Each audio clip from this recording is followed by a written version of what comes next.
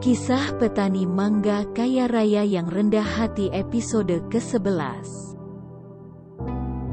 2 hari setelah acara studi lapangan di perkebunan mangga milik Suji, para mahasiswa yang seangkatan dengan Suji kembali mengikuti kuliah di kampusnya.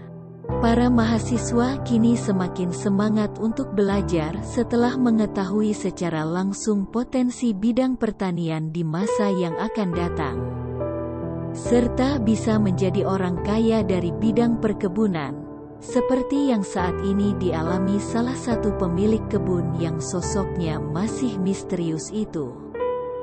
Selain semangat, tentu saja para mahasiswa pun kini semakin percaya diri karena saat ini mereka telah memiliki iPhone seri terbaru. Handphone yang selama ini diidam-idamkan banyak orang. Bahkan saking bangganya mereka memiliki iPhone hasil pemberian pemilik kebun mangga itu, sampai-sampai profil grup WhatsApp mereka diganti dengan gambar buah mangga yang tergigit, menyerupai logo buah apel yang tergigit milik salah satu perusahaan multinasional yang terkenal itu. Tak sedikit juga dari para mahasiswa itu memamerkan handphone barunya ke masing-masing pacarnya. Sedangkan yang masih belum punya pacar, terpaksa memamerkan handphone barunya itu ke teman kosnya. Sementara itu Tiara yang masih belum dapat kepastian dari Suji untuk jadwal makan malamnya, tengah duduk di salah satu bangku yang ada di depan pintu masuk kampus. Sengaja Tiara duduk di situ agar bisa bertemu dengan pemuda yang telah mengetuk hatinya itu. Sambil mainin handphonenya, sesekali mata Tiara melihat ke kanan dan kiri mencari seseorang yang ditunggunya. Sejumlah teman Tiara yang sedang lewat pun langsung tersenyum, sambil mengepalkan tangannya memberi tanda semangat ke Tiara. Mereka tahu kalau Tiara sedang menunggu seseorang yang telah membuat dirinya penasaran. Tak selang berapa lama, tiba-tiba sepasang matanya menangkap sosok pemuda yang sedari tadi ditunggunya. Pemuda tersebut sedang asik berjalan sambil ngobrol dengan sahabatnya. Tiara pun kembali pura-pura mainin handphonenya, sambil berharap pemuda tersebut menyapanya. Dan tanpa diduga, tiba-tiba pemuda tersebut menyodorkan 2 buah tiket pertunjukan teater yang akan diadakan nanti malam di salah satu auditorium kota itu. Pertunjukan teater itu digelar untuk menggalang dana bagi para korban bencana alam yang ada di negeri ini. Tiara yang melihat tawaran tersebut langsung tersenyum, dan tanpa pikir panjang langsung menganggukkan kepalanya pertanda setuju. Yes. Sesampainya di rumah, Tiara langsung masuk ke kamarnya untuk memilih baju yang nanti akan dipakainya saat nonton teater bersama Suji. Rumah Tiara memang letaknya tak terlalu jauh dari kampusnya, karena semenjak pensiun kini Pak Indra dan keluarganya telah pindah ke Bogor. Sementara itu, kedua orang tua Tiara merasa heran dengan sikap Tiara yang tak seperti biasanya. Yakni setelah dari kampus, Tiara biasanya nongkrong dulu di depan televisi atau ngumpul di ruang keluarga. Mamanya pun lantas menemui Tiara di kamarnya karena ingin tahu apa yang terjadi dengan anak sulungnya itu. "Nak, ada apa? Kok tumben, kamu balik dari kampus langsung masuk ke kamar?" tanya mamanya dengan ekspresi khawatir. Tiara yang mendengar itu hanya tersenyum, sambil terus melanjutkan aktivitas memilih baju. "Kamu tidak apa-apa kan?" mamanya kembali bertanya ke Tiara. "Iya, Tiara baik-baik aja, Ma," jawab Tiara sambil diakhiri dengan senyuman bahagia. "Kok kamu kayak merasa lagi senang gitu?" Kembali mamanya memberondong pertanyaan ke Tiara karena merasa penasaran. Ya gitu deh mah, jawab Tiara dengan singkat. Oh iya mah, nanti malam Tiara mau nonton teater dengan temen Tiara. Boleh ya mah? Pinta Tiara ke mamanya dengan ekspresi manja. Mamanya pun semakin heran dengan sikap Tiara. Apalagi tumben-tumbenan Tiara minta izin mau nonton teater. Padahal biasanya dia lebih suka nonton film-film box office di mall atau di rumah menggunakan saluran TV berbayar.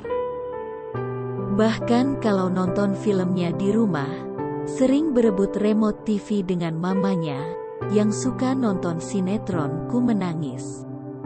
Mama nanti coba tanya ke papa dulu ya. Setelah itu mamanya langsung keluar dari kamar Tiara, dan langsung menemui suaminya yang sedang menonton TV. "Pak, barusan Tiara minta izin kalau nanti malam mau nonton teater dengan temanya. Mama perhatiin kok Tiara kayak orang lagi kasmaran gitu ya," senyum-senyum terus. Mama jadi khawatir jangan-jangan Tiara udah kena guna-guna cowok di luar sana. "Ah mama nih ada-ada aja," jawab Pak Indra. "Anak kita itu udah dewasa, sudah paham mana yang baik untuk dia. Kita dukung aja apa kemauannya. Tapi nanti kalau dirasa itu akan berdampak negatif ke Tiara, langsung kita ingatkan. Kita kan juga nanti tahu orangnya seperti apa. Dia juga kan pasti nanti kesini. Mamah kan juga nanti bisa ngobrol dulu dengannya sebelum mereka berangkat." "Ah sudahlah mah, enggak usah terlalu khawatir. Mendingan mamah buatin kopi papah lagi. Kopi yang tadi udah habis, tuh gelasnya," ujar Pak Indra sambil menunjuk gelas kopinya yang kosong dengan jarinya. Sementara itu, Suji yang sudah siap-siap akan berangkat ke rumah Tiara menggunakan motor metiknya, tiba-tiba dicegat oleh sahabatnya, Iwan.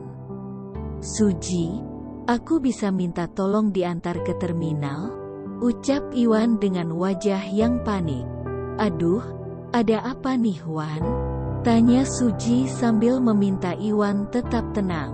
"Ayah saya di kampung terkena serangan jantung, sekarang sedang dilarikan ke rumah sakit."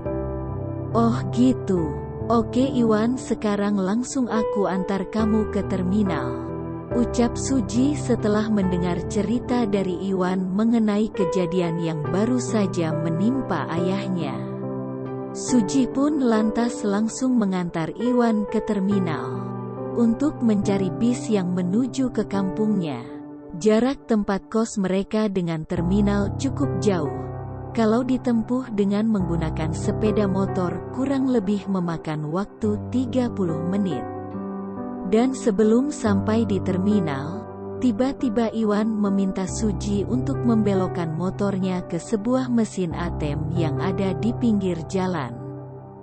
"Bentar ya Suji, aku mau ambil uang dulu untuk ongkos nanti," ucap Iwan. "Oke Wan, aku tunggu di sini ya," jawab Suji sambil menyetandarkan sepeda motornya.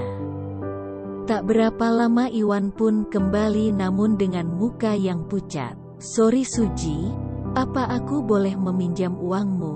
Ternyata uang yang tersisa di rekeningku enggak cukup untuk biaya ongkos naik bis," ucap Iwan. "Oke Wan, berapa yang dibutuhin?" Suji menanya balik ke Iwan. 300.000 aja Suji. "Sorry ya kalau aku udah nyusahin kamu," ujar Iwan. "Ah, santai Wan. Tunggu bentar ya, aku ambil uang di ATM dulu," jawab Suji sambil meninggalkan Iwan. Tak selang berapa lama, Suji kembali dan langsung menyerahkan uang ke Iwan. "Ini kok banyak banget Suji," ucap Iwan setelah menghitung uang yang baru diserahkan Suji kepadanya. Setelah dihitung Iwan, uang tersebut ternyata berjumlah 5 juta. "Udah terima aja, Kebetulan aku lagi ada uang di tabungan, jadi enggak ada salahnya kalau aku ambil dulu untuk keperluan mendesak seperti saat ini. Jawab Suji singkat. Tapi aku nanti takut enggak bisa mengembalikan, kalau jumlahnya sebanyak ini, ucap si Iwan. Udah tenang aja, soal itu enggak usah dipikirin. Yang penting sekarang kamu bisa segera dapat bis.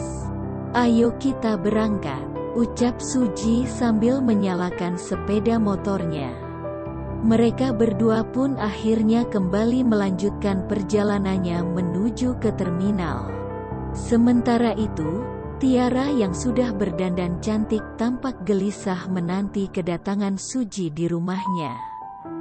Saat melihat jam di handphonenya, waktu menunjukkan bahwa pemuda yang ditunggunya tersebut sudah terlambat sekitar 20 menit dari waktu yang sudah ditentukan. Sehingga Tiara pun langsung memutuskan untuk menelponnya.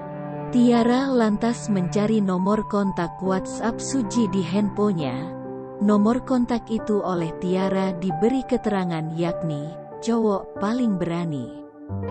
Tiara sengaja menyimpan nomor kontak Suji dan menamainya dengan nama cowok paling berani. Karena tindakan konyol Suji saat di bis untuk mengajak Tiara makan malam. Tapi Tiara juga menyadari ternyata Sujilah orang pertama yang mengajaknya jalan. Mungkin karena cowok-cowok lain sudah minder duluan dengan sosok Tiara yang pintar dan cantik. Ditambah lagi adanya gosip yang beredar di kalangan mahasiswa kampusnya, bahwa orang tua Tiara sangat galak. Sang mama yang melihat perubahan ekspresi Tiara pun ikut gelisah. Apalagi saat melihat usaha anaknya untuk menghubungi orang yang ditunggunya itu belum juga membuahkan hasil. Karena beberapa kali teleponnya tidak diangkat.